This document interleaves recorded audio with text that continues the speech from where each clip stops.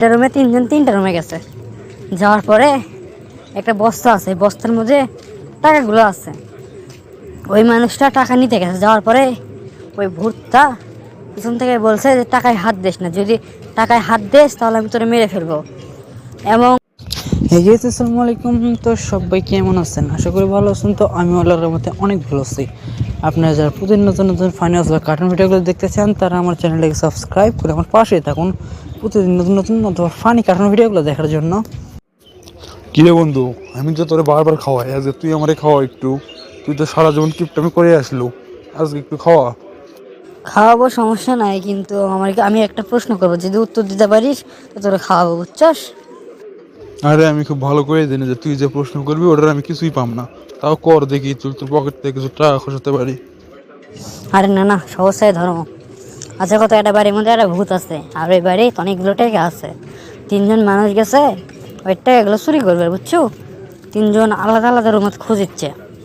খুঁজতে খুঁজতে তিনজন তিন রুমত গেছে। যাওয়ার পরে একটা রুম থেকে একটা রুমে একজনই গেছে, বুঝছো? ভালো করে শুনিস কথাটা, এক রুমে একজন। প্রতিটা রুমে তিনজন তিনটা রুমে গেছে। যাওয়ার পরে একটা বস্তা আছে, বস্তার মধ্যে টাকাগুলো আছে। ওই মানুষটা টাকা নিতে গেছে। যাওয়ার পরে ওই ভূতটা পিছন থেকে বলছে যে টাকায় হাত দিস না, যদি টাকায় হাত দিস তাহলে আমি তোরে মেরে ফেলবো। এবং সে এটা দেখছেও যে ওর একটা ছায়া ওর পিছনে আছে। তারপরে ও মনের ভুল মনে করে টাকাগুলোতে হাত দিছে। কিন্তু সে যে শুনলো যে তাকে মেরে ফেলা হবে টাকা নেওয়ার পরেও, তাহলে সে কেন টাকাটাতে হাত দিল? ওই ছায়া দেখে মনে করছে মনে ওর হাতে টাকার লোভে আর ওগুলো কিছু মাথার নাই, বুঝছো? ওই জিনিস শুনেও শোনেনি, না শোনার ভান করে টাকা তাকে হাত দিছে। মনে করছে যেটা শুনছো ওটাও মনের ভুল, বুঝছো? অত লোভ মনে করে একদম মাথা উঠে গেছে। আরে না বে, ওই লোকটা ঠসা আসলো তাই শুনে পাইনি।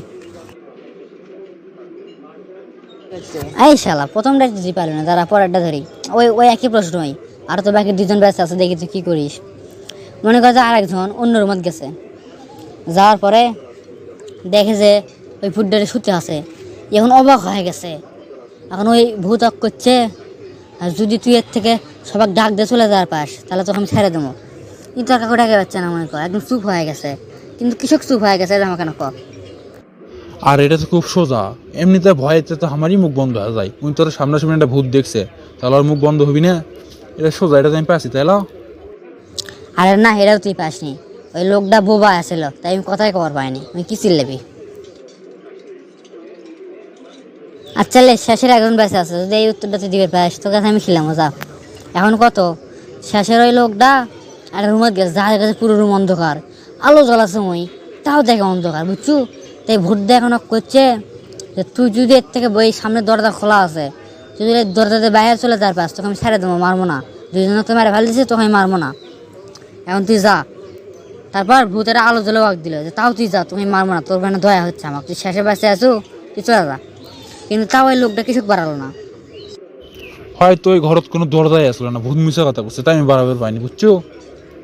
আরে ধর, তুই তো এটাও পাইল না। ওই লোক আসলে কানা আসলো, তাই ওই দরজা দেখে পাইনি, লাইট দেও, সব খেলে অন্ধকার দেখছে, বুঝছো? আমি তো জানি যে তুই আমাকে যে প্রশ্ন করবো তার আগে মাথা আমি কিছুই বুঝবো না, উত্তর আর কি দেবো। ওই দিন পকেট থেকে টাকা দিয়ে খাওয়া লাগবে আজকে, বুঝছি? তোর টেকায় রিজেক আমার মুখ দুধ পালায় রে।